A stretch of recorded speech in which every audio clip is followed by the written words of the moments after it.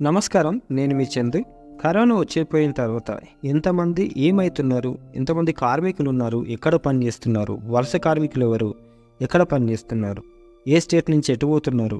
అనేది గవర్నమెంట్‌కు ఎటూ తెలవని పరిస్థితి అయిపోయింది కాబట్టి, ఈ శ్రమ్ అనేది ఒక వెబ్‌సైట్ తయారు చేసిర్రు. దానికి కార్డ్ కూడా ఇస్తున్నారు. అందరు కార్మికులు దాంట్లో అప్లై చేసుకోవాలి. అనివార్య కారణాల వల్ల చాలామందికి అవగాహన లేక ఎవరు అప్లై చేసుకుంటలేరు. అవగాహన లేదు, ప్రచారం చేయరు అని లక్ష్యం చేరని ఈ శ్రమలో పేర్ల నమోదు పట్టించుకొని కార్మిక సంఘాలు మొద్దు నిద్రలో అధికార యంత్రాంగం 3 ఏళ్లు గడుస్తున్న 55% నమోదు. ఇదన్నమాట పరిస్థితి. ఇది ఉమ్మడి జిల్లాల సమాచారం అని ఇచ్చారు. ఇదే కాదు, మన స్టేట్ మొత్తం ఇట్లనే ఉంది. ఒకసారి చూద్దాం మరి ఎవరెవరు అప్లై చేసుకోవచ్చు, దీని స్టోరీ ఏంటి చూద్దాం. అసంఘటిత రంగంలోని కార్మికులకు సామాజిక సంక్షేమ పథకాలు వర్తింపజేసేందుకు ఈ శ్రమ్ పోర్టల్ను కేంద్ర ప్రభుత్వం అందుబాటులోకి తీసుకొచ్చింది. అయితే కార్మికులు, వలస కూలీల సమగ్ర సమాచారం సర్కారు వద్ద లేదు. ఇది కూడా అర్హులకు ప్రయోజనాలు అందకుండా పోతున్నాయి. మరి ఇలాంటి వారికి లబ్ధి కలిగించేందుకు కేంద్ర కార్మిక ఉపాధి కల్పన శాఖ 3 ఏళ్ల క్రితం ఈ శ్రమ్ పోర్టల్ ప్రారంభించింది. ఇందులో పేర్లు నమోదు చేసుకుంటే ప్రభుత్వం అందించే సంక్షేమ ఫలాలు అందుతాయి. కానీ దీనిపై అవగాహన లేక చాలామంది తమ పేర్లు నమోదు చేసుకోవడం లేదు. మరి ఎందుకు అవగాహన లేదు అంటే ఎవరు చెప్తలేరు అనమాట.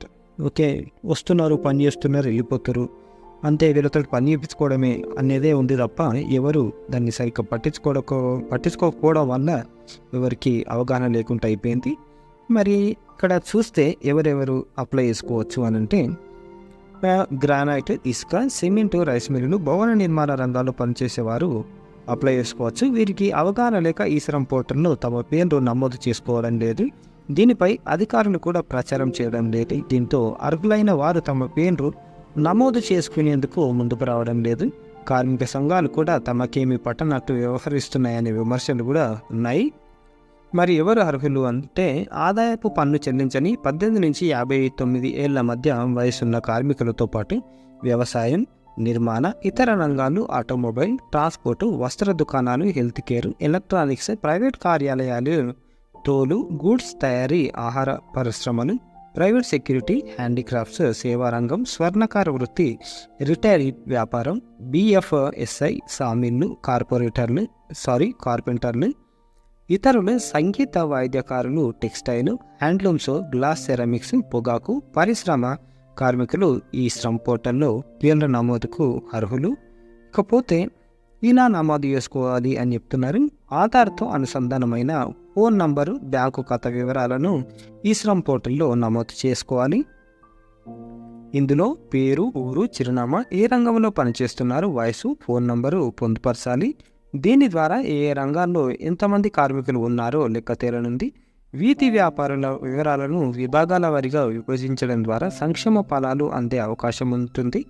మరి ప్రయోజనాలు ఏంటి అని అంటే, యూనివర్సల్ ఐడెంటిఫికేషన్ నంబరు యుఏఎన్ ద్వారా సామాజిక భద్రత, సంక్షేమ పథకాలు వర్తింపజేస్తారు. ఏడాది పాటు ప్రధానమంత్రి సురక్ష బీమా యోజన వర్తిస్తుంది. అసంఘటిత అంటే ఇండ్లు కడతారు కదా, వాళ్ళను అసంఘటిత రంగ కార్మికులకు అంటారు. వాళ్ళకు అమలు చేసే పథకాలకు ఈ డేటాబేస్ను ప్రామాణికంగా తీసుకుంటారు. వలస కార్మికులను గుర్తించి వారికి ఉపాధి కల్పించేందుకు ప్రయత్నిస్తారు. ఒకవేళ ప్రమాదవశాత్తు మృతి చెందితే 2 లక్షలు, అంగవైకల్యం చెందితే ₹1,00,000 వరకు చెల్లిస్తారు. ఇకపోతే ఈ శ్రమ్ నమోదు 55% ఇచ్చారు. అవగాహన కల్పిస్తున్నామని కూడా చెప్పారు. ఒకసారి చూసుకోండి. మరోసారి చూద్దాం ఎవరెవరు అర్హులు, ఎవరెవరు అప్లై చేసుకోవచ్చు. ఈ శ్రమ్ నమోదుకు ఆ కార్మికులు 16 నుంచి 59 సంవత్సరాల మధ్య వయసు ఉండి అసంఘటిత రంగంలో పనిచేస్తుండాలి. వ్యవసాయ కూలీలు, రైతులు, మత్స్యకారులు, భవన నిర్మాణ రంగంలో పనిచేసేవారు, దర్జీలు అంటే టైలర్స్, వీధి వ్యాపారులు, కల్లు గీత, రిక్షా, బీడీ, ఇంటి పని, కొరియర్ బాయ్స్, మధ్యాహ్న భోజన వంట కార్మికులు, హమాలీలు, గుమాస్తాలు, దారిద్ర్య రేఖకు దిగువగా ఉన్న కార్మికులందరూ ఈ పథకానికి అర్హులు. కాబట్టి అప్లై చేసుకోండి, కొంచెం షేర్ చేయండి అందరికీ. ఎవరైనా అప్లై చేస్తే ఏమి తీసుకుంటుంది, అంతకుమించి నేనే అప్లై చేయాలి, నువ్వు అప్లై చేయాలి ఆడికి ఆఫీస్ పోవాలి అని ఏం లేదు, ఎవరైనా అప్లై చేసుకోవచ్చు. కాబట్టి కొంచెం అప్లై చేసి హెల్ప్ చేయండి, అందరికీ షేర్ చేయండి. షేర్ చేయడం వల్ల 10 మందికి ఈ విషయం తెలుస్తుంది. కాబట్టి మనం ఎవరికో ఒకరికి హెల్ప్ చేసిన వాళ్ళం అవుతాం. ఇవే ఈ రోజుకు సంబంధించిన ఈ శ్రమకు సంబంధించిన ఆర్టికల్. లైక్ చేయండి, షేర్ చేయండి, సబ్స్క్రైబ్ చేయండి. థ్యాంక్ యూ, ధన్యవాదాలు.